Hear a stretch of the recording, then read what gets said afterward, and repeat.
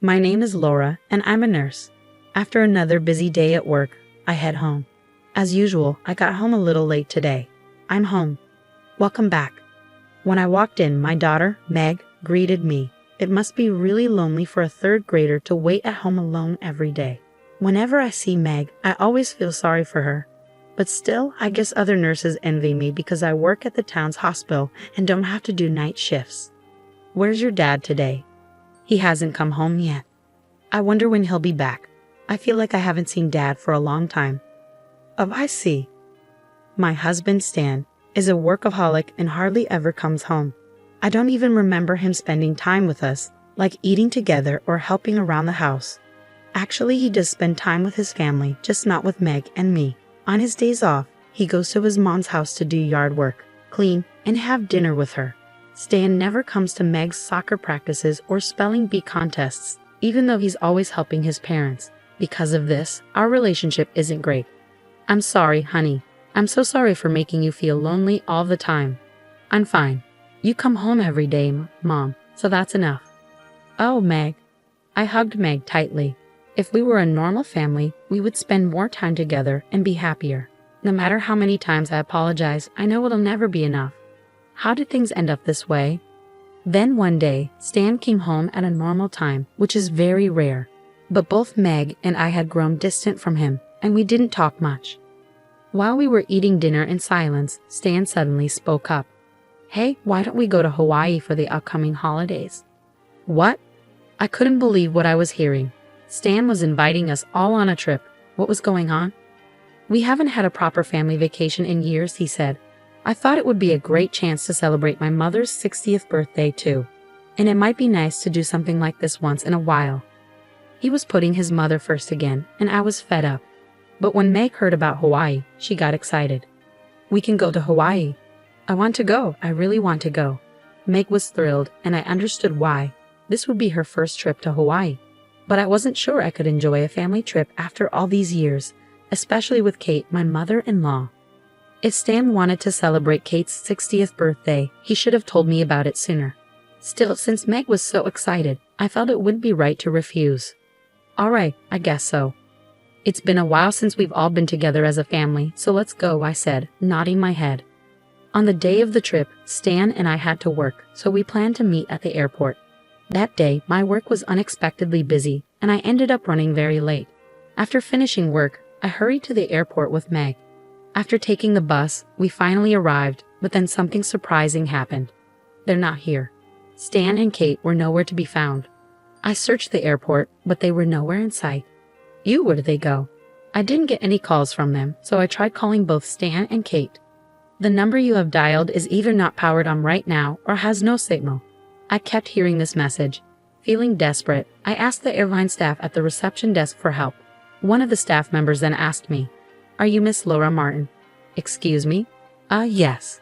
I was puzzled about how the staff knew my name, but then they handed me a piece of paper. I was asked to give this to you.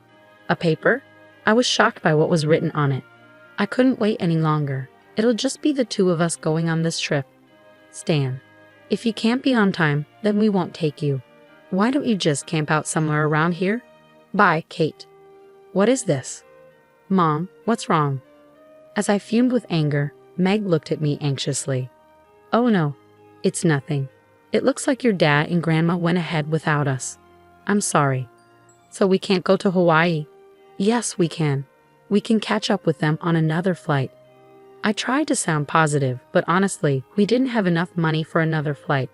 What was I going to do? While I was trying to figure things out, an old man walking in front of me suddenly collapsed. I wasn't sure what was happening, but my years of being a nurse kicked in, and I moved quickly. Are you okay? I checked the old man's breathing, but it had stopped. Oh my God. I quickly turned him onto his side and cleared his airway. I found something stuck in his mouth, probably part of his vomit, which was blocking his breathing. Please, someone call an ambulance. I shouted for help and began first aid. When the ambulance arrived, the old man was taken to the emergency room, where he soon regained consciousness. Was it you who saved me? Yes. I just did a basic procedure. That's not true. Thank you so much. I thought I was going to die. He was alert enough to talk, and it seemed there were no serious heart or organ problems. You saved my life.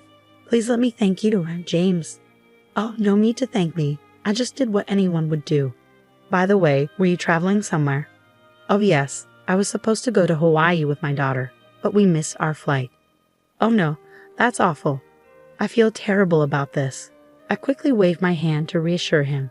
Oh no, we were already running late, and I wouldn't have made it on time because of my work anyway.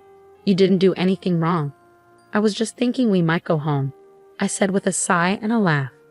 But James looked at me and said, That's a shame. Your daughter must have been looking forward to it. Why don't you just buy another ticket?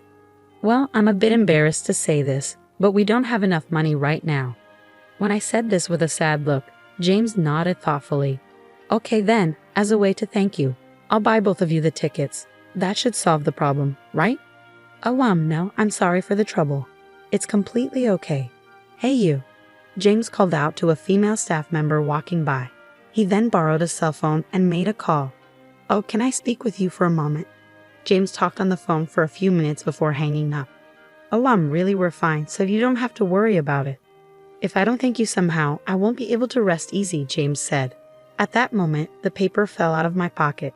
Thanks to James, we managed to get on the plane. To my surprise, he had bought us expensive business class tickets. His kindness allowed Meg and me to enjoy a very comfortable flight, and we arrived in Hawaii safely. But now I had one problem.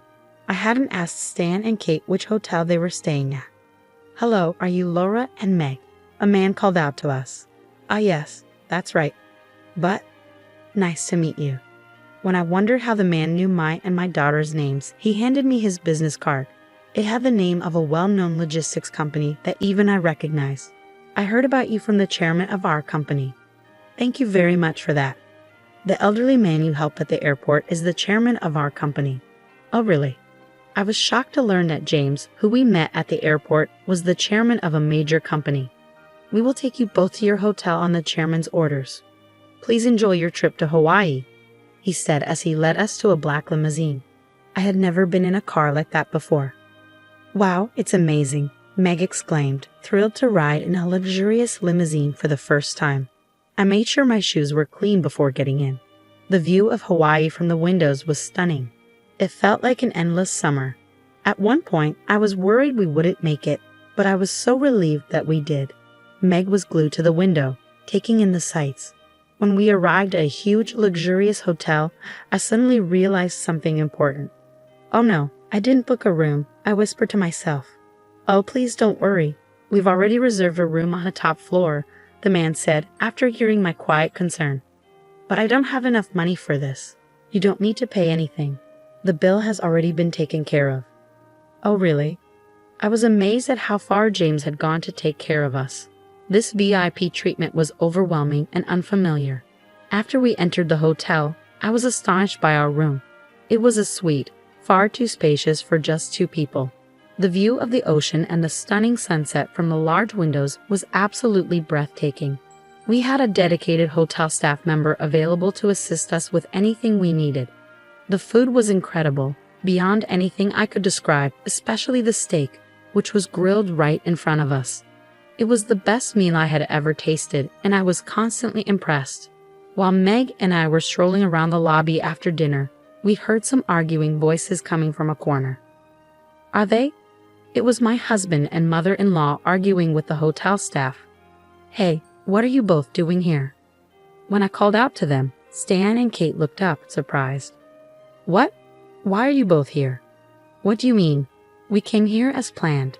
You suggested this trip, and now you've treated us badly, Stan said. Well, that's... Stan glanced at Kate, seeming unsure about what to say. Oh, it was your fault for being late, right? I regret that, but you didn't have to say we should just camp out. Kate seemed unbothered and showed no remorse for what had happened. I struggled to forgive them. By the way, why are you arguing with the hotel staff? I asked.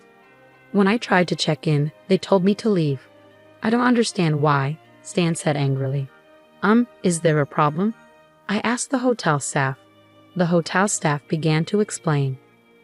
I heard that these people left our very important and valued customers behind, and that's unforgivable. I was instructed not to let them stay here at our hotel. Oh, now I get it, I said. James clearly had a lot of influence over the hotel. The chairman of a major company is indeed someone you don't want to upset. What does he mean by that? Oh, it's a long story, but basically, he can't forgive you both for leaving Meg and me behind. Stan and Kate looked very confused. How does someone from this hotel know about that? Well, I understand why Stan is asking, but given the situation, I'm not surprised. In fact, I think Stan and Kate are getting exactly what they deserve, I said. Do you know this person? I asked, showing them the business card from the man who guided us from the airport. This is a business card from a major client of ours. Stan's face turned pale as he took the card with trembling hands. Kate's face also went white with shock. You don't mean to say you know the chairman of this company, do you? Of course I know him. He collapsed at the airport, so I helped him. He arranged our flight to Hawaii and even booked the hotel room for us. What? Kate collapsed and started shaking. What's wrong, Mom? He's in the same gym club as me, and I see him every once in a while, but everyone worships him. What a coincidence. I agreed with Stan. It really made the world seem small. I had no idea my mother-in-law knew the chairman, but before Kate mentioned it, I had already learned about it from the chairman himself. When I received the new ticket at the airport, James was the one who found the piece of paper that had fallen out of my pocket. Oh, he picked it up, read what was written, and looked at me in surprise. Laura, what is this? How should I put this? We were left behind by my mother-in-law and husband. Yes, that's horrible and unforgivable. But this name, I've seen it somewhere before. Is your mother-in-law's last name Martin? Yes, her name is Kate Martin. What? You know my mother-in-law? Of course, she's also a member of the gym club I belong to. She doesn't seem like the type to do something like that, and that's how it all unfolded. I looked at Stan and Kate with a grin, thinking back on everything. It's tough, isn't it? Since you two said you were going on the trip together, I guess we'll just enjoy it on our own. Meg and I are going to have a great time. Kate, why don't you just camp out somewhere around here? Enjoy the Hawaiian night under the stars. Oh, hey, wait, that's terrible. You're the rudest person ever. Stan and Kate kept shouting as I turned my back on them. They were being ridiculous. They threw those words at me first, and when I gave them a taste of their own medicine, they called me terrible and rude. I couldn't help but laugh. Let's go. I urged Meg, let's go. She took my hand and we walked away from the scene. The argument between the hotel staff and Stan and Kate continued behind us. Anyway, get out of here. We don't have rooms for you, the hotel staff said firmly. Eventually, Stan and Kate were forced to leave the hotel. So Meg and I enjoyed our trip to Hawaii on our own. With Meg's feelings for Stan almost gone, there was no need to worry about him at all. I never imagined that helping an old man would lead to such a wonderful trip. We were grateful to him from the bottom of our hearts. The trip ended, and we returned home safely. It was an amazing and refreshing experience, and Meg was very satisfied.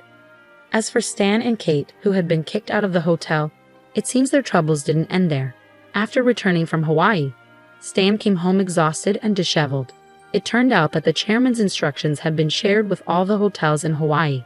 They ended up having to camp out in the wild. Everything written on that paper came back to haunt them.